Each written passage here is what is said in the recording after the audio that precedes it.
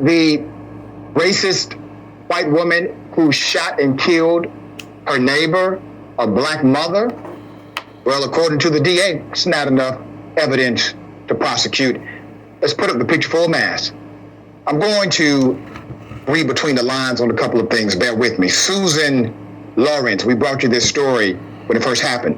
The woman who shot her black neighbor, A.J. Owens, through a locked door after self-admittedly shouting racial slurs at Owens' children, calling them slaves, will not be charged with murder.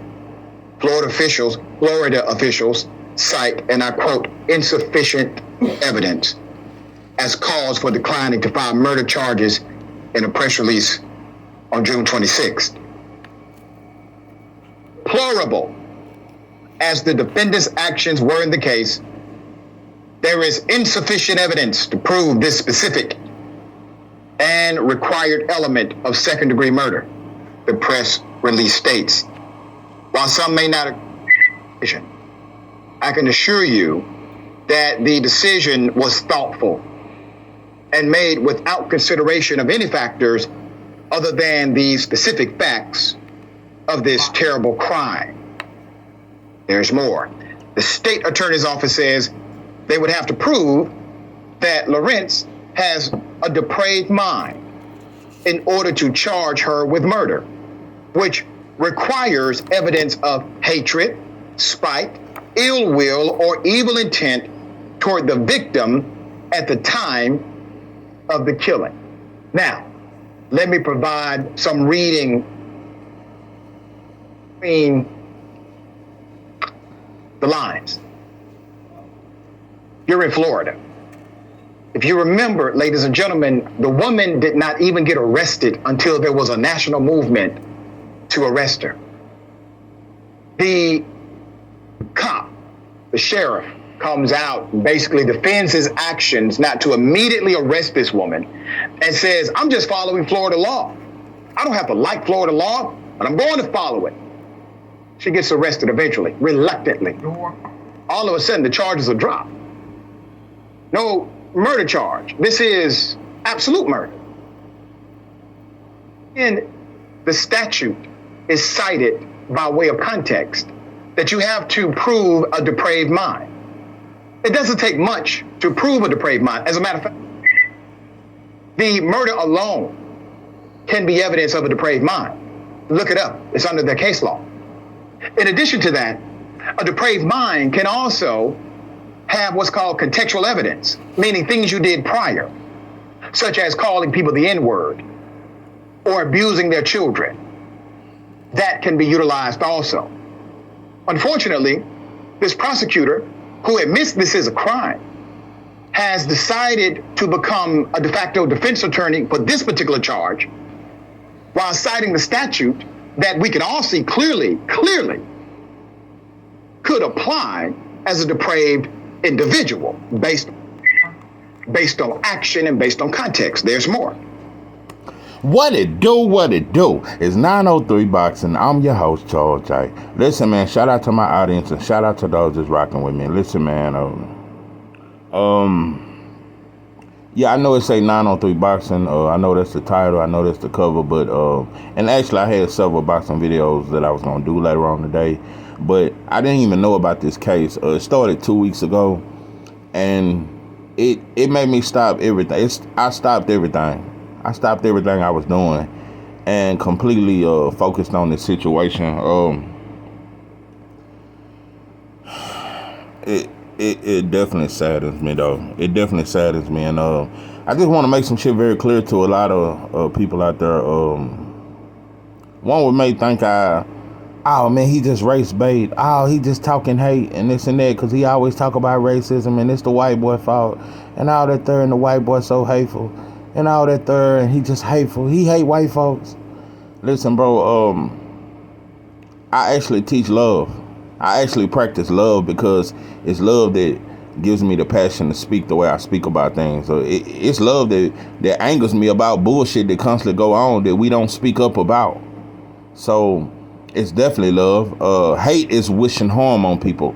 I ain't never in one of my videos ever wished harm on any race of people. Never wished harm, never wished death, never wished none of that on no group of people. So that's that.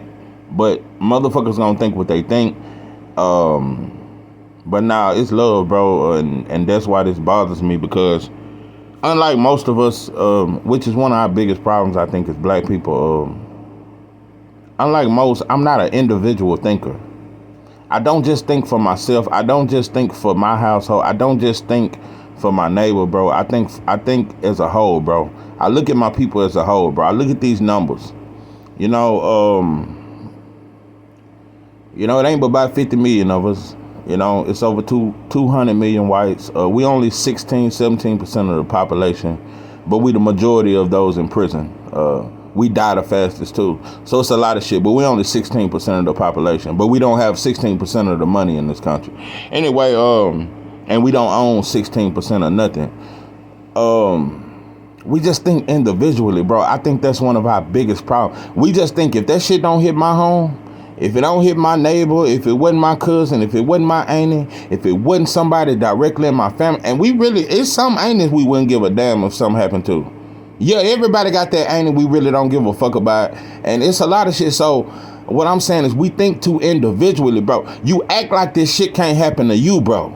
You acting like this shit could never hit your doorstep. And that's what I'm saying. It's not individual, bro. This is systematic. This is not just in Texas. This is not just in Florida, bro. This is not just in Virginia. It's systematic. And so, shout out to those in Florida, man. Shout out to y'all for standing up. Shout out to y'all for coming out there. Man, shout out to y'all for that, man. Listen, I'm just gonna go a little deeper into this story, bro. Like I said, I'm gonna say it again, bro. We think too individually. It wasn't me. It wasn't somebody I know. Yeah, it happened every now and then, and this and that. Listen, bro, I wouldn't give a fuck if it happened every 3 years, bro. It's wrong. If it only happened once every 100 years, once a century, if this type of shit only happened once a century, then we need to fight that goddamn once. We need to fight every once a century. Yeah, racism only exists in one day out of every century. We need to fight that one day, bro. But this shit don't go on no once every, it go on all the time, bro. And the problem is, if you don't stop it, it's gonna continue to happen. It don't matter if it's all the time or rarely. The fact is, it happens. The fact is that a motherfucker of another color can shoot a black man or a black woman and get off on that shit. That shit is realistic, bro. I don't give a fuck if it happened every now and then, but the fact that it's realistic, bro, that is a major problem. She got 4 kids. You know, looking at this white woman, she has no regret, no remorse.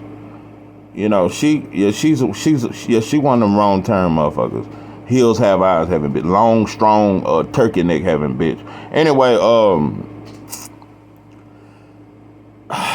they next door neighbors, and you know, she's called the kids N-words before. So they've had it out before. They've had words before. You know, I ain't gonna lie, you know, times have changed. We way more humble than we once was, because when I was coming up, you couldn't say shit about a black woman's kids, let alone call them a racial slur. So she was very humble for not jumping down your motherfucking throat for that, and she still let you be her neighbor and shit. So her kids was playing outside, and I guess they got in the white woman's yard. They left one of these rollerblades or some shit. She grabbed the rollerblade and threw it at one of those kids. Just picture a rollerblade and somebody throwing it at your child. Her kids were between the age of 3, 7, 9, and 11. They go and tell their mama. She come to the door. And she got one of her kids right there with her. She come to the door, banging on the door. I'm pretty sure she talking shit. She probably is saying, "I'm gonna beat your ass."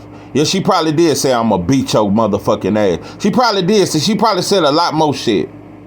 But she never had a weapon in her hand. Yeah, the officers didn't find a pistol. They never found the weapon. None of that. She shot her through the door fatally and killed her right there. Let me tell you something, bro. I'm gonna tell you what makes me madder than this. Makes me madder than even her calling them kids the N-word. I'm gonna tell you what makes me madder than anything in this situation. When that motherfucking demon called them laws, the way she put on that white act, when she went Miss White America.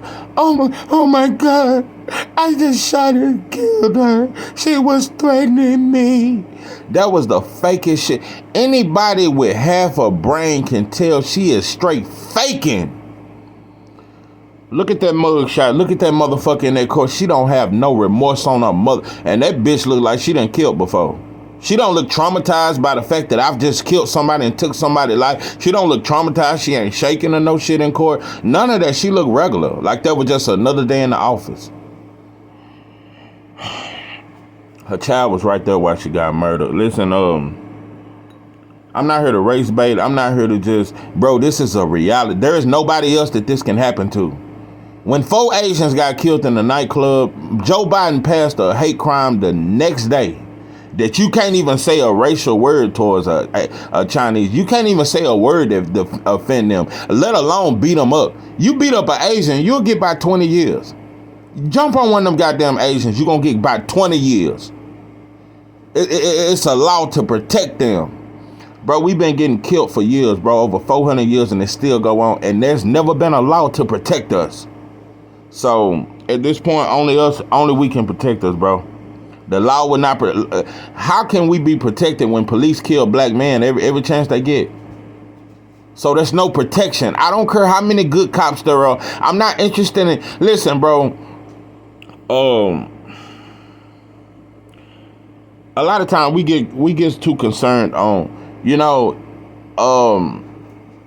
always want to count out all the good white folks. And listen, to all you white folk, because every time a black man gets shot or one of us die at the hands of one of y'all, it's always about 7 of you that show up. And you march and you hold your signs. Listen, I'm going to tell you like Malcolm X told that blonde-haired white girl back in the 60s. Listen, if you really want to help black folks, why don't you convince other white folks to march too? Convince all white folks to march, because that would definitely bring about a change. But that has never happened. That has never happened in the history of America. White folks have never marched for us. It's always just been a couple, but they will never come together and march for the violence that happened to us. So it just lets you know something. And it's not just them. You have never in your life seen Chinese as a whole. I'm talking about close down their Chinese buffets, shut down the orange chicken, turn the grease off, and all march, throw the noodles away. All of them just get together. Mexicans come out and everybody say, I'm tired of y'all killing black folk. You ain't never in your motherfucking life seen that happen. So that lets you know nobody gives a fuck about us. So at this point, like I said, we got to value ourselves. And until we stand up, they just going to keep thinking they can do things like this. And just in that city, they'll march for 3 days and that'll be over. But if we stand as a whole, bro, and let them know. I'm just tired of you motherfuckers killing us whenever you get a chance.